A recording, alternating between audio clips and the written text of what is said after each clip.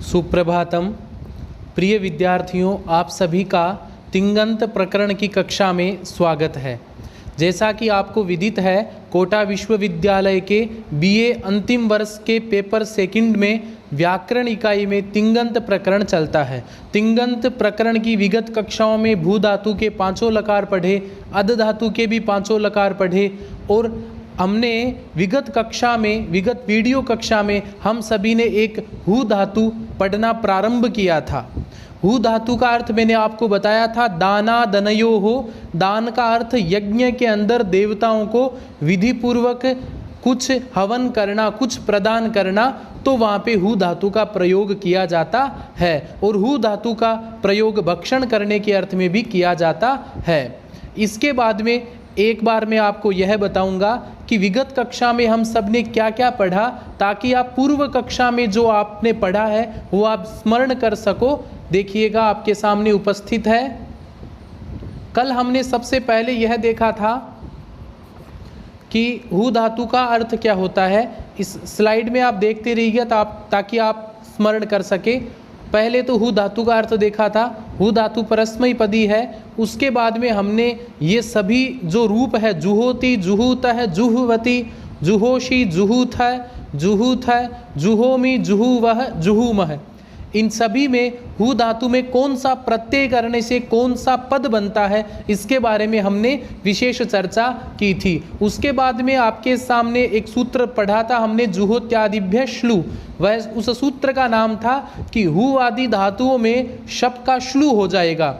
अब श्लू का अर्थ मैंने बताया था कि लोप होना होता है। उसके बाद में द्वितीय सूत्र था श्लौ नामक सूत्र। श्लौ सूत्र कहता है जहाँ पे शप का श्लू हो जाता है वहाँ पे धातु को द्वित्व करना है। उसके बाद में आपके सूत्र आया था पूर्वोभ्यास है। वह सूत्र कहता था यदि धातु को द्वित्व कर देते हैं, धातु को डबल कर देते हैं, तो जो पूर्व वाली धातु होती है उसकी अभ्यास संज्ञा होती है। उसके बाद में हमारे सामने सूत्र आया था कुहोश्चु।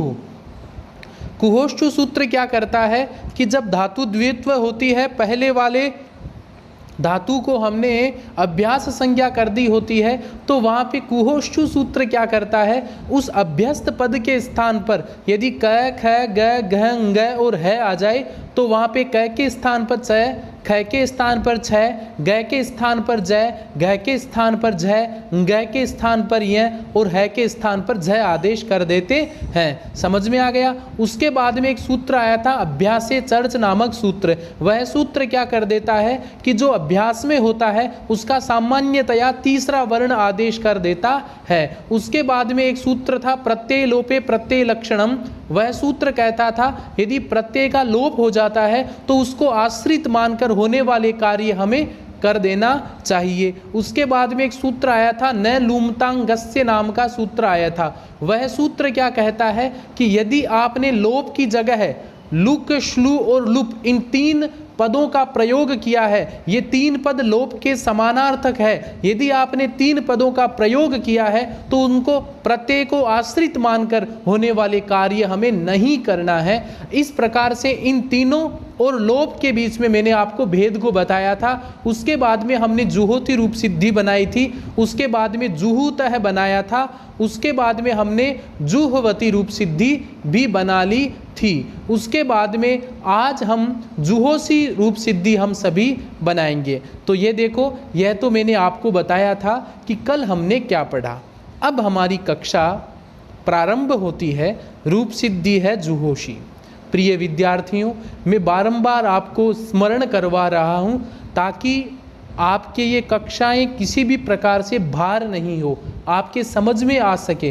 ये कोविड का जितना समय है उस समय में आपका एक मिनट या एक दिन भी आपका वेस्ट नहीं होना चाहिए। इसी के कारण सरकार ने ये सुविधा दी है। इसलिए कृपया आप इसको गंभीर लेते हुए आप प्रतिदिन अपने नोट्स बनाइए, मुझे भेजिए, प्रश्न पूछिए, ताकि आपकी विधिवत कक्षाएं चलती रहे। क्योंकि ये समय तो चला जाएगा, परीक्षाएं आने के बाद में आपके भार हो जाएगा। इसलिए प्रतिदिन इस YouTube की कक्षा के माध्यम से आप पढ़ते रहिए। आपके जितने विद्यार्थी संस्कृत के कांटेक्ट में है, वो चाहे प्राइवेट हो या रेगुलर हो, सभी को इस वीडियो की लिंक भेजिए, सब्सक्राइब करवाइए, ताकि वो ज़्यादा से ज़्यादा इससे लाभान्वित हो सके। अस्तु, देखिएगा आगे आज हमारे सामने एक नई रूप सिद्धि है। देखिएगा उस रूप सिद्धि में क्या है। सबसे पहले रूप सिद्धि है जुहोशी। जुहोशी पद सुनते ही आपके मन में एक बात तो आती है कि यहाँ पे हु धातु है और सामान्यतया लट लकार में वर्तमान लट से लट लकार करते हैं और तिप तस जी सूत्र से सिप प्रत्यय करते हैं।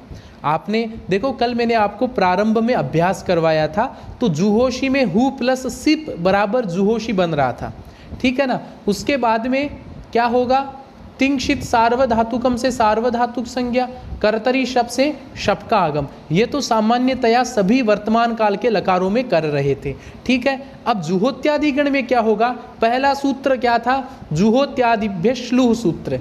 वह सूत्र क्या कर देगा, पूरे जुहोत्यादि गण में शप का श्लू कर देगा, शप का वहाँ पे आदर्शन कर देगा, शप वहाँ पे नहीं दिखेगा। तो स्थिति क्या आ गई, हु प्लस सिप आ गया, ठीक है। सिप में पैकित संज्ञा हलंत्यम, तसे लोप ऐसे लोप, तो क्या शेष रहेगा, हु प्लस सी। यहाँ तक आपके कोई समस्या नहीं है। शप आया था उसका हमने लोप कर दिया। उसके बाद में श्लौ नामक सूत्र है, उससे द्वित्व कृते, द्वित्व का अर्थ क्या हो गया, धातु डबल हो गई, तो क्या बनेगा स्थिति, हु सी, यह बन गया। देखो धातु द्वित्व होने के बाद में स्थिति यह आ जाती है। अब देखो जब हम धातु को द्वित्व कर देते हैं तो वहाँ पे एक सूत्र है पूर्वोभ्यास है। पूर्वोभ्यास सूत्र क्या करेगा, जो धातु डबल हो चुकी है उसके पहले वाले की अभ्यास संज्ञा हो जाती है। तो हु देखो मैंने यहाँ पे ब्रैकेट में डाला है, क्यों, क्योंकि ये अभ्यास संज्ञा पहले वाले की होती है। तो क्या शेष रह गया, हु सी शेष रह गया। समझ में आ गया। फिर एक सूत्र पढ़ा था ना हमने कुहोशु, वह सूत्र क्या करता है, अभ्यास संज्ञा जिसकी हो चुकी, तो यहाँ पे हु की हो चुकी है ना अभ्यास संज्ञा, यदि अभ्यास संज्ञा में कह रहे तो चय करना है, ख रहे तो छय करना है, इस प्रकार है रहे तो झय करना है, ठीक है। तो कुहोशु सूत्र क्या कर देगा, है के स्थान पर झय करेंगे तो हु के स्थान पर क्या होगा, झू हो जाएगा, ठीक है। उसके बाद में एक सूत्र पढ़ा था हमने अभ्यासे चर्च। अभ्यासे चर्च सूत्र क्या करता है, जिसकी अभ्यास संज्ञा हो चुकी है उसका तीसरा, सामान्यतया तीसरा वर्ण हो जाएगा, उसको चरत्व कहा जाता है। तो झय है ना, चय छय जय झय, देखो चय छय जय झय चौथा अक्षर है। अब चय वर्ग का तीसरा अक्षर क्या हुआ, चय छय जय, तो झय की जगह हम क्या कर देंगे, जय कर देंगे। तो क्या बनेगा, जू हु सी बन गया। आपके समझ में आ गया। अब देखो ये इगंत धातु है, इगंत का मतलब ई उ रील री धातु के अंत में रहे, तो हु के अंत में उ अंत में है, इसलिए क्या हो जाएगा, सार्वधातु कार धातु का योग सूत्र से यहाँ पे गुण हो जाता है, ठीक है।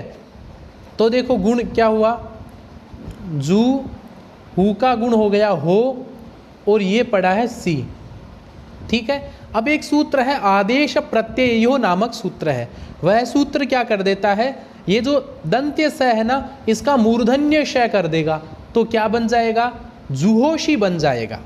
समझ में आ गया ना आपके अच्छे से। इस प्रकार से ये रूप सिद्धि आपकी बनती है।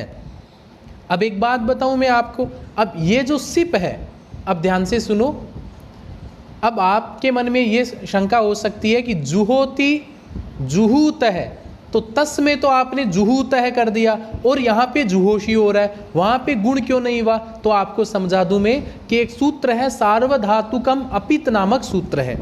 वह सूत्र क्या कहता है, यदि प्रत्यय में प की इत संज्ञा नहीं होती है तो वहाँ पे ग की इत संज्ञा हुई है, हम ऐसा मानेंगे। पहली बात तो ये, ठीक है।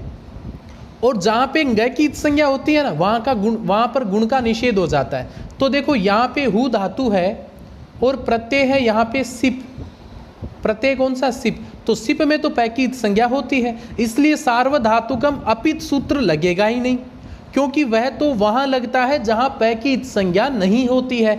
यहाँ पे तो पैकित संज्ञा सिप में हो रही है, इसलिए यहाँ पे गुण हो जाएगा। गुण का यहाँ पर कंगिति च सूत्र से यहाँ पर निषेध नहीं होगा। क्या बन गया, जुहोशी बन गया। आपके समझ में आ गया आगे अच्छे से। अब देखिएगा आगे, अब देखो कुछ हम ऐसे ही चर्चा करेंगे, आपके सामने उपस्थित है, जैसे सामान्य चर्चा करते हैं ना वैसे चर्चा करेंगे।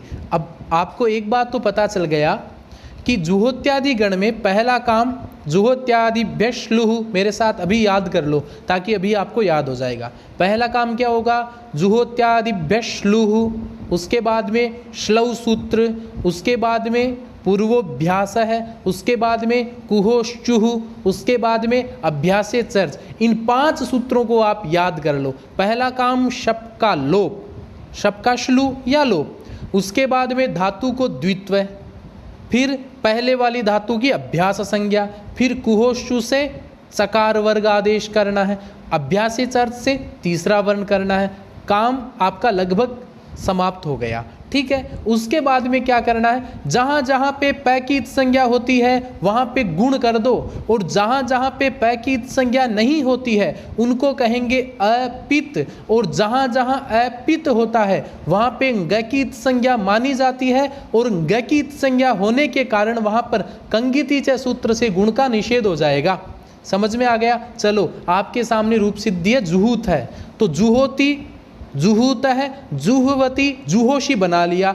अब बारी है जुहूत है। चलो लिख रहा हूं यहाँ पे, आप समझ सकते हैं अच्छे से।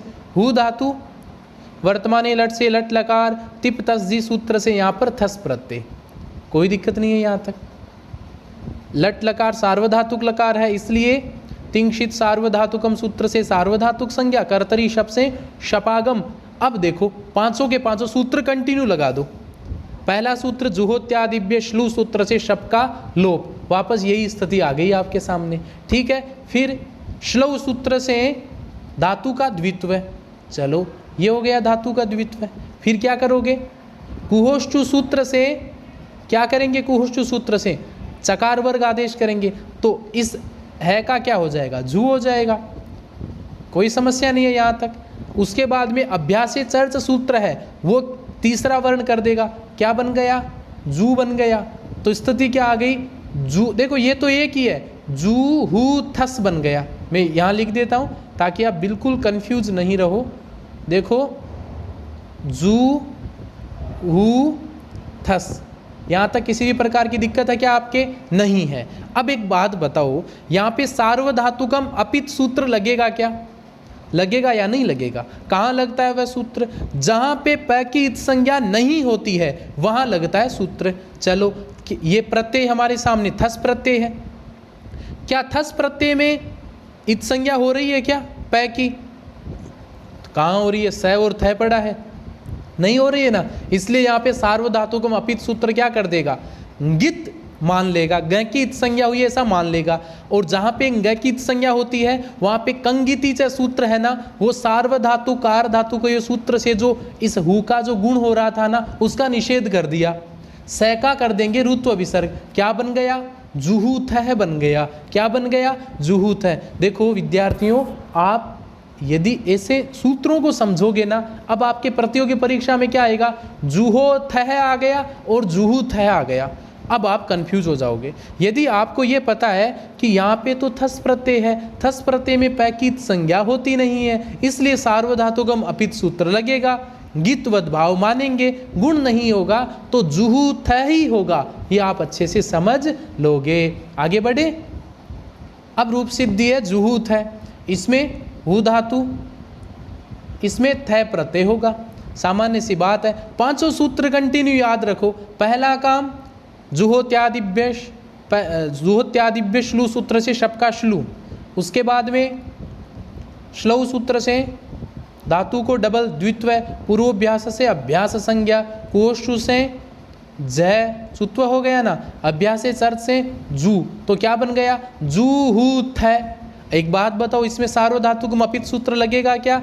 लगेगा, क्योंकि यहाँ पे पै की इत संज्ञा हो ही नहीं रखी है। जहाँ पे पै की इत संज्ञा नहीं होती है वहाँ पे सार्वधातुकम अपित सूत्र गितवत भाव कर देगा और वहाँ पे गुण नहीं होगा। तो क्या बन गया? जूहू थ।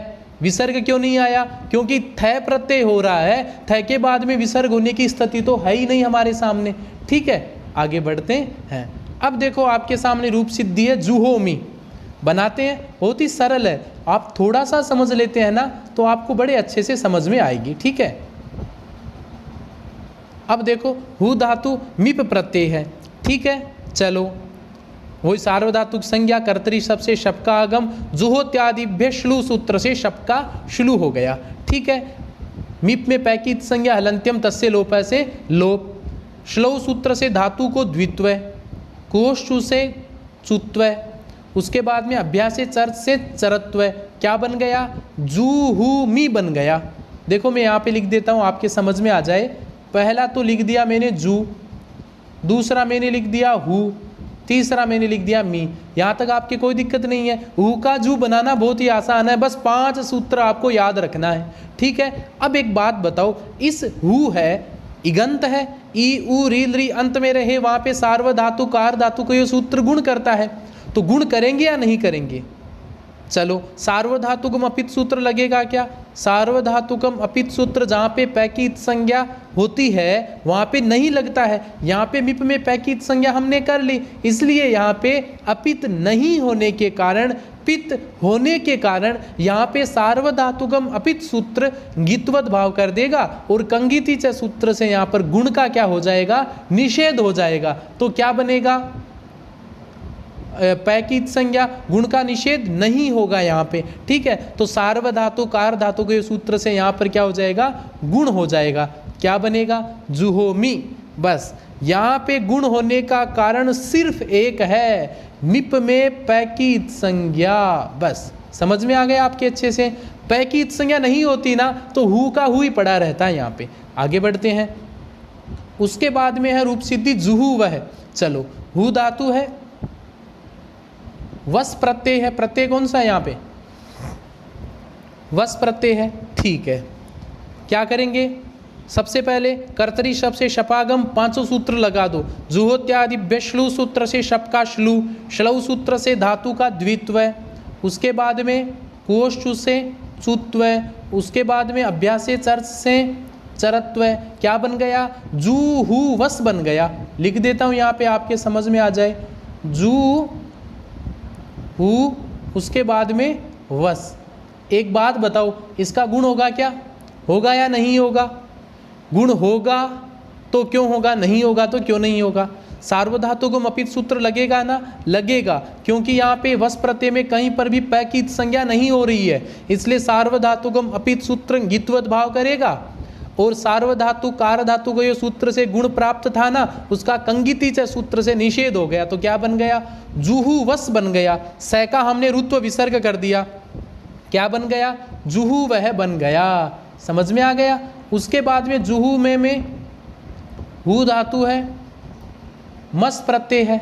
ठीक है, मस में पैकित संज्ञा हो रही है क्या, नहीं हो रही है, इसलिए सार्वधातुकम अपित सूत्र क्या कर देगा, गित्वत भाव कर देगा और गुण का निषेध कर देगा। ठीक है, अब जुहोत्यादिभ्य श्लू सूत्र से शप का श्लू, श्लौ सूत्र से द्वित्व, अह का कोष्ठु से चुत्व और अभ्यास चर्च से चरत्व, तो क्या बन गया, यहाँ लिख देता हूँ मैं आपके सामने, जू हु मस, यह लिख दिया। समझ में आ गया। अब देखो यहाँ पे सै का क्या हो जाएगा, रुत्व विसर्ग हो जाएगा, तो क्या बन जाएगा, जुहू मह बन गया। समझ में आ गया। इसलिए प्रिय विद्यार्थियों, आप एक बात हमेशा ध्यान रखो, गुण कहाँ पे हो रहा है और गुण कहाँ पे नहीं हो रहा है, इसके बारे में आपको पता रहना है। जैसे तिप, तिप में पैकित संज्ञा हो रही है इसलिए गुण हो जाएगा, तस में पैकित संज्ञा नहीं हो रही है, गुण नहीं होगा, जुहू तह बनेगा। जूहवती, जुहोशी में पैकित संज्ञा हो रही है इसलिए गुण हो जाएगा। जुहोमी में पैकित संज्ञा हो रही है इसलिए गुण हो जाएगा। बाकी में पैकित संज्ञा नहीं हो रही है, इसलिए गित्वत भाव होने के कारण यहाँ पे गुण का निषेध हो जाएगा, हु ही पड़ा रहेगा, हो नहीं होगा। इस प्रकार से हु धातु के लट लकार की सभी रूप सिद्धियां हम सभी ने समझ ली। आगे की कक्षा में हम नया लकार पढ़ेंगे। आप सभी पढ़ते रहो, बहुत ही अच्छा लगेगा। आगे आपको जितने आप सूत्र समझते हैं, आपको सभी रूप सिद्धियां बहुत ही सरल लगेगी और आपकी कंपटीशन एग्जाम हो या लिखित परीक्षा हो, सभी में काम आने वाले हैं। अस्तु, धन्यवाद। पुनः मिलते हैं नए लकार के साथ।